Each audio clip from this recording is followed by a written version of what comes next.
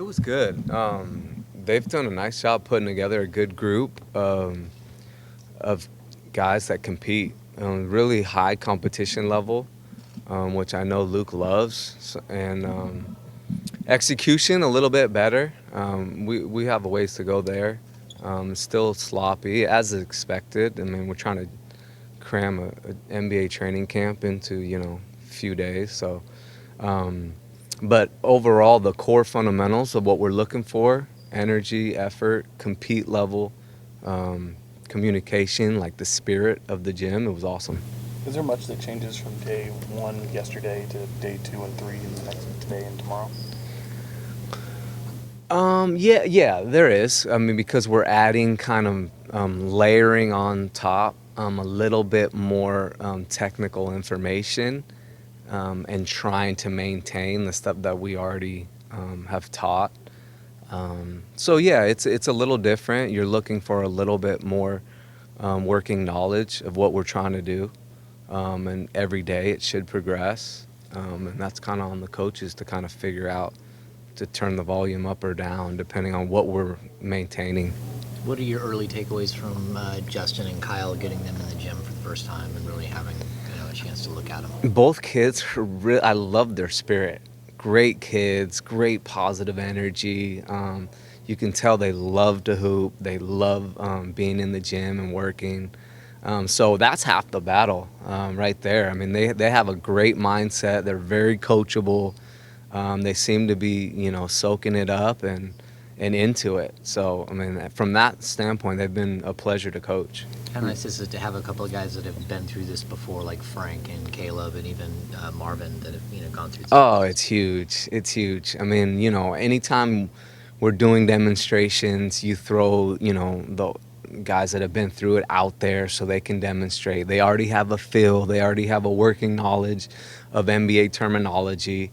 And, for a lot of these guys, they're hearing a totally different language for the first time. And sometimes as coaches, you forget that. We've been doing this so long that it just becomes natural for you to speak in this sort of NBA code that no one else really knows. So it's nice to have the guys that do have, that knowledge to help support and help the young guys along. What are your impressions of Marvin, and what's it like to get him in the gym? Marv, I love Marv. And obviously, as a kid, he's awesome.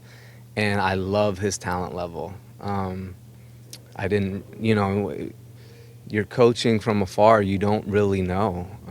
But man, that is a talented young man. His sky is the limit. His size, his skill level, the stuff he's going to be able to do. Obviously, he's a young player, and that's a long road for all young players. But man, he has some tools. Positionally, last year they were pretty steadfast in believing that Marvin was a 4, Harry was a 5. Do you guys see that the same way or differently, or have you decided? I think today's NBA, versatility is a premium, and I think Coach Walton's ability to he just has a natural instinct to get the best, out of guys with his personality and kind of the way he sees the game. So I think, honestly, we got to go into it with the mindset of versatility. We want guys to be basketball players. We want guys to make the right play. We want guys to not really be boxed in and more of, what that game is dictating and be able to do both and kind of develop the whole player. So I think Marvin has that unique ability because of his skill level. And then same with Harry. These guys they're not like traditional bigs, and they're not, wings, and they're just kind of versatile players where you can throw them where you need them. You think potentially Marvin someday could, or even now, potentially he could start at center versus power forward? You don't think there's anything stopping him from doing that, is what you're saying? For the future? Yeah. There's nothing stopping Marvin for the future besides Marvin. He can do anything he wants. He has a high talent level. Going into these games, I know a lot of coaches will say it's not really about wins and losses, but when you're coaching, it kind of becomes about wins and losses. How do you kind of define success as these exhibition games approach? Well, success is defined by the players getting better, specifically Frank, Marv, Kyle, guys that are already on the roster. And then obviously you want to, as a coach, want to help every guy out there try to improve and learn something. But success is, when you're looking big picture, it's our guys getting better and Frank and Marvin leaving this thing with confidence and feeling super excited to attack the summer with more work and enthusiasm and come into camp super excited. That would be the ultimate goal.